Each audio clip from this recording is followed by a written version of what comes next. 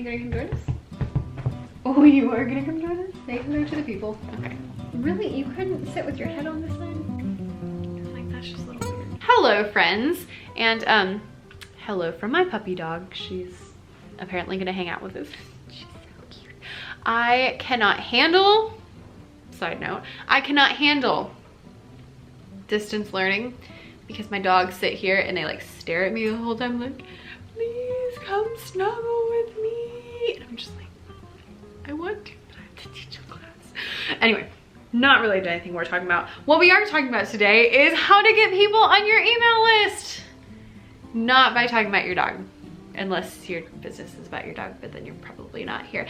Anyway, hello friends. My name is Becca and I'm the music teacher over at Becca's Music Room on Teachers Pay Teachers and on the blog and on the Instagram and on the everything. And today we're going to talk about how to get people on your email list for your TPT shop. Let's get into it. We've been talking all about email lists and we've already talked about when you should start your email list, do's and don'ts about what to actually do and don't, send your emails, how to send your emails, when to send your emails, all those good things. And today we're talking specifically about how to actually get people on your list. So if you have a Teachers Pay Teacher store, or if you don't, but you have some sort of email list, then let's get right on into it. So the magic sauce to getting people on your email list is something called a lead magnet. Now, lead magnet is just a fancy word for freebie, but lead magnet just sounds so much cooler, doesn't it? So a lead magnet is what you offer people in exchange for their email address. Why do we do this? Well, because there's very, very few people who just want more emails in their lives. There's very few people who actually want more emails in their life, but people do like free stuff. So if you can offer someone something that they can get in exchange for their email address, they're much more likely to give it to you. Your lead magnet is something that is a freebie that you offer people. So this could potentially be anything, but we are going to talk about some things that make your lead magnet like better or not quite as great. So let's get on into it.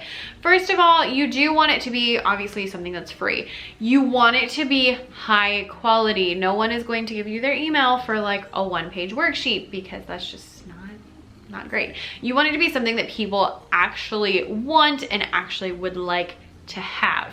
So this should be at the quality of your resources that are in your store.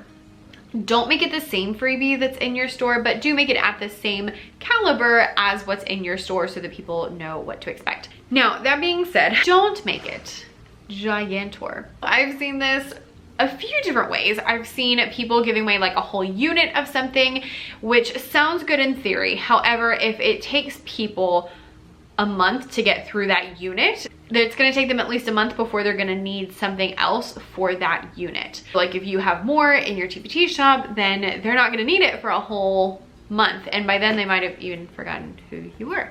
The other thing is you don't want it to be ginormous, so you don't want like 100 math worksheets, because first of all, that gives the wrong impression. It gives the impression that you're just giving everything away. Secondly, people might not even use it. I experienced this personally. I found on a website some ebooks that were like actual books in print of different folk dances, and I was like, heck yes, because folk dancing is something I'm really trying to get better at, because it's definitely a place that I'm not very good at so far, and it's something I'm trying to grow and learn and all that stuff. My point being, I downloaded like 8 folk dancing books, printed them all out.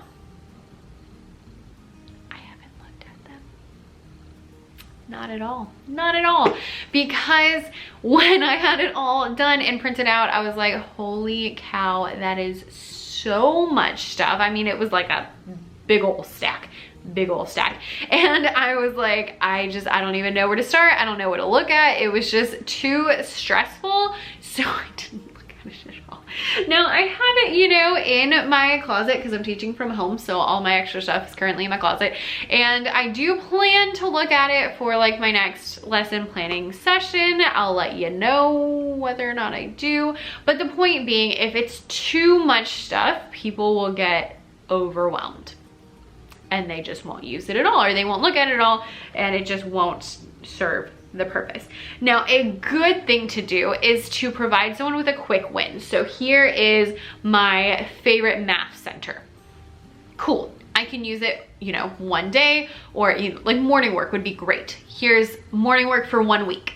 That's enough for me to try it, for me to like it, for me to implement it, and for it to work, but not so much that it's going to stress me out. You also want that lead magnet to be related to your niche. We talked a lot about niche before, and basically if you are new around here, your niche is what you sell in your store. It's your unique thing. It's the intersection of what you're good at, what you like, and what people are willing to buy from you, where they all come together is your magic niche.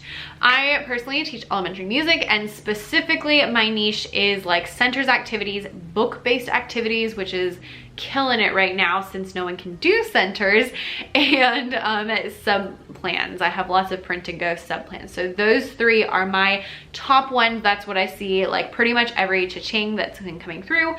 I would venture to add digital stuff since that's all I've been making, because that's all that people have been buying. So that's kind of on there now, but that's where my things are.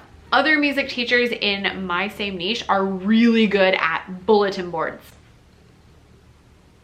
I'm not, because I don't like bulletin boards, because they take me away from things like lesson planning. Yeah, I like lesson planning, and I don't like bulletin boards. They stress me out. I think I would like bulletin boards if it was all I did. Like if I didn't have to take that time away from prepping things for my lessons, I would like bulletin boards. But because it's like, I have to stop lesson planning to go put up a bulletin board, like that just, I'm like, nope, nope, nope, nope. Not a fan, not a fan. What was I talking about? And other music teachers in my niche are really, really good at like folk song PowerPoints and different things like that. Now, yes, I have some bulletin board products and I have some folk song products, but those are not my main wheelhouse. They're not the things I focus on. They're not the things that get purchased the most. So you want your freebie to be related to your niche. So if you sell centers activities would be a good freebie lead magnet. If you sell math activities for 2nd grade, you want your freebie to be 2nd grade math activities. You don't want it to be 3rd grade English, because the same person is probably not buying those two things. I mean, they might, but probably not. Make it as related as humanly possible. And a really smart thing to do is to not just make it related to your niche, but to make it part of a product line. So I have, as I've been getting better and smarter, I definitely didn't start with this, but you know, now that I know better, I do better. And when I started Becca's Bible class, my Bible Teachers Pay Teachers store, I have a few different freebies, but one of them is one of my product lines. It's like a free version of one of my product lines. So people can try it out, see how awesome it is, and it's just like a fun little activity that kids can do quickly that helps them learn where the different books of the Bible are. And then they come back and they're like, oh, I can get sword drills about love for Valentine's Day, and I can get them about fear for when we're talking about fear, and I can get them for all these different categories because I have all these different categories. But the free one is linked to my email address. So people get to try it out, they like it, and then they come back and buy more stuff, hypothetically. The other thing is, if they see it on Teachers Pay Teachers, but they don't know how to work it, I can send them over to my email list. They can get it and try it out. And again, it's just another way for you to get that like, oh, cool, I like this, I want to buy it. So that's the really good way, and what I would have done if I was starting now. Now, if you don't want to send like an activity, then another good idea would be a list of how-tos or helpful hints or ideas or something like that. So for example, if you sell a lot of math activities, you might want to do a list of math activities for fractions or math centers for addition. Those would be good things to do. So then you can have a list, you can explain lots of different things. This is a way to give a lot of content away for free and easily, and it will also match a lot of your stuff. So you can talk about it often. It goes along with a lot of your resources, and it just would help people out. It also makes sure you're attracting the right people to your email list, because again, if you're selling 2nd grade math, you don't want to attract 4th grade English, because that's the wrong crowd. You want to make sure you're attracting the people that you want to attract to everything else. So your email list should fit in with your Teachers Pay Teacher Shop, with your blog, with your YouTube, with your whatever you have. It should all go together. Other options for things like this could be how to have a great morning meeting, or how to set up centers for the first time in art class, or any of those kind of things could be very helpful to people if that's who you're trying to talk to. How you actually get your lead magnet to your people is, number one, you have to set up your landing page. We talked about this in the video all about when you need to start your email list. Your landing page is just the internet page that people go to in order to actually put their email in. So I use MailChimp. I will link it down below. It is free until you hit 1,000 subscribers. All you have to do is click create and then landing page, and then you create your landing page, and then you get the link that I actually put places for people to click on in order to join my email list. And then they go and they put their email, and then they're part of the email list. Now that's just half of it. So that's how to get people onto your email list. Now to get people to actually get their stuff, you have to send them somewhere. So a couple of different ideas that you can do. Number one is that you can send them the resource in your first email. This is a really good reason to justify why you're asking for their email list. You can say like, where should I send this? And then you can send it in your first email. You could automate this, which I would highly suggest, which in MailChimp, you just click create, email, automated, and then welcome new subscriber. And you can change how soon it goes out to them. So you could do like as soon as they sign up, or a day after, or a week after.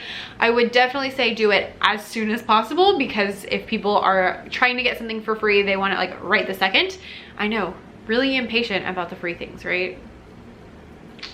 But you want it to get out as soon as possible so that they are not sitting around waiting, because they will send you emails and say, hey, I didn't get this email and I need my stuff, which is totally understandable. Now, the other option is you can link your landing page to the other landing page. So after they enter their email and click subscribe, then you can send them to another landing page where they actually get the file, and you would just set up another landing page that way. So there's two different ways that you can send them. I don't know that one is better than the other, but they're both options. All right, and now the final and probably the most important thing about your email list is that you have to let people know that it's there. So talk about it, not just about your email list, but talk about your freebie, talk about your lead magnet, talk about it, post it on Instagram, talk about it on Facebook, and not just once. No, because people don't just see things once. Post it multiple times so that if they weren't there on Tuesday, they might see it on Friday. Or if they just subscribed to you yesterday, they can see it now even though you posted it a month ago. Post it again, talk about it again. Make sure that everybody knows that it's there. And also it should be good enough that you want people to sign up for it, because you're like, you have to have this. It's so helpful. The more helpful it is, the more you're gonna want to talk about it, and also the more that other people will want to get it. If you have any other platforms such as blogging, such as YouTubing, such as podcasting, talk about your email list. Talk about your email list. Talk about your lead magnet. Talk about it there anytime that it's relevant. This is one way that having multiple lead magnets is very, very helpful, because you can kind of tailor it to different things. So for example, again, I teach elementary music. So I recently have put out 2 new lead magnets, one for teaching music from 6 feet away and one for Zoom lessons for elementary music. Yeah, very timely. I did that on purpose. And so now pretty much all of the blog posts I have been writing either talk about Zoom lessons or teaching music from 6 feet away. So in every single one, I can say, here's a free PDF guide where I talk all about this stuff, and I have lots more ideas. Sign up for it. And people get excited about that because it's really helpful. And I get emails that are like, oh my gosh, thank you so much. This is so helpful. And I get messages from people that are like, this is so helpful. Thank you so much. Because I put time and effort into it and really worked on it. These have done really, really well. And again, I have them where I can put them into pretty much anything that I have been making right now. As far as y'all go for TPT, I have a few different lead magnets for you. So down below, I always link, and everybody gets the free PDF planning guides. I plan to update that soon to change it a little bit, so be on the lookout. But you can get those and print those out. You can also get, if you are brand new, I have a brand new TPT seller checklist, and if you've been around for a little bit, I have the roadmap to $1,000, which takes you step by step and lets you know what you should do when in order to hit $1,000 on Teachers Pay Teachers. And if you were wondering, yes, email list is on there, and it is either 2 or 3. It's like right up there at the top. I have a couple that happen at the same time, and it's right up there. If you have no idea what I'm talking about, you can sign up on the link down below, and then you'll know all about it. But make sure you talk all about it on your social media and on your platforms and just anywhere that you are, because if people don't know about it, they're not gonna be able to sign up for it. They're not gonna be able to get it, and then you'll be like, why is no one on my email list? Because they don't know you have an email list, and they don't know you have this awesome freebie. So if you're looking to grow your email list, those are your biggest things. Create a lead magnet, make it really awesome, talk about it everywhere so that people know. You should be wanting people to get onto your email list, because that's how you're gonna keep in contact with them. I hope this video was helpful. If you have an email list or if you have a freebie, let us all know what your freebies are down below. I'd love to know your lead magnets, and let me know any other questions you have about email lists, because we will have some more videos coming out in October talking about email lists. We have a couple, I'm gonna like switch it up because I'm trying not to talk about like the same thing for a whole month. So we're gonna kind of break it up for a little bit, and then we'll come back and circle around to it. So leave all your questions, comments, concerns down below so I can make sure to address them in a future video. Thank you so much for watching. Make sure you hit that subscribe button, and you can subscribe to my email list down below. I will see you guys next week. Why do I always say next week? I post 2 videos a week, so like later. I don't know. Bye. She's breathing really loud, but only when I'm talking.